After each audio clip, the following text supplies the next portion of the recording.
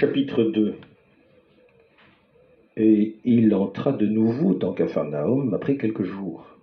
Et l'on apprit qu'il était dans la maison, et ils accoururent en si grand nombre que l'espace même, en dehors de la porte, ne pouvait les contenir, et il leur prêchait la parole. Et on vint lui présenter un paralytique, qui était porté par 4 hommes.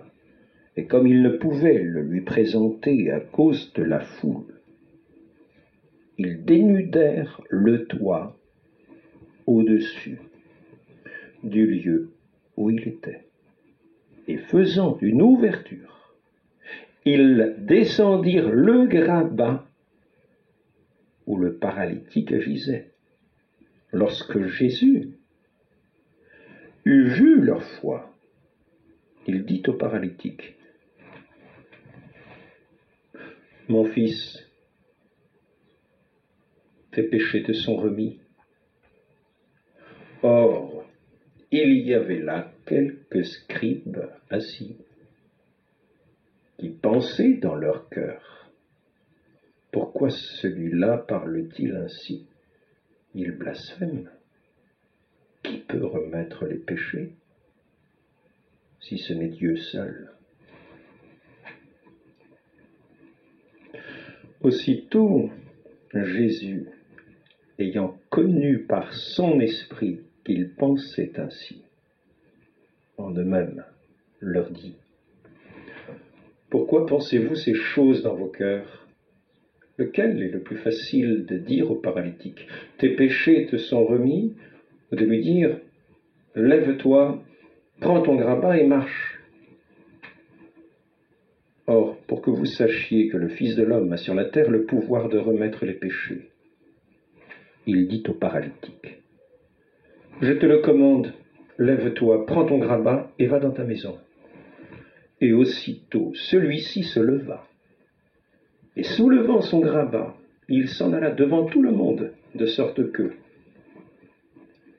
tous admiraient et glorifiaient Dieu, disant: jamais nous n'avons rien vu de pareil. Et Jésus se retira de nouveau près de la mer. Et tout le peuple venait à lui, et il les enseignait. Et lorsqu'il passait, il vit Lévi, fils d'Alphée, assis au bureau de péage. Et il lui dit: suis-moi. Et se levant, il le suivit. Et il arriva qu'étant à la table, dans la maison de cet homme, beaucoup de publicains et de pécheurs y étaient en même temps avec Jésus et ses disciples, car il y en avait beaucoup qui le suivaient aussi.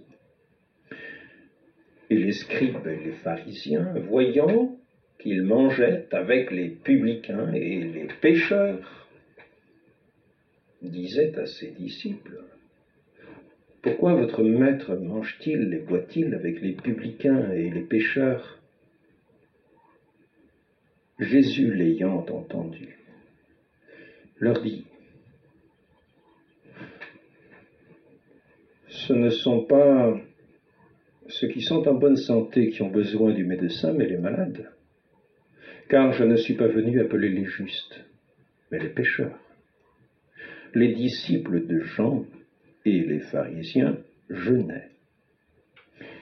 Ils vinrent donc et lui dirent: pourquoi les disciples de Jean et ceux des pharisiens jeûnent-ils, et vos disciples ne jeûnent-ils pas?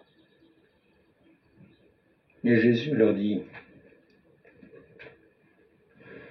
les fils des noces peuvent-ils jeûner pendant que l'époux est avec eux? Aussi longtemps qu'ils sont avec eux, qu'ils ont avec eux l'époux, ils ne peuvent jeûner. Mais viendront des jours où l'époux leur sera enlevé, et ils jeûneront ce jour-là. Personne ne coud une pièce de drap neuf sur un vieux vêtement, autrement le neuf emporte une partie du vieux, et la déchirure devient plus grande.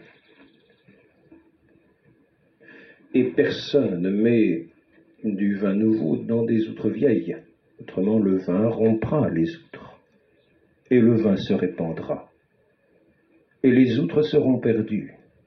Mais le vin nouveau doit être mis dans des outres neuves.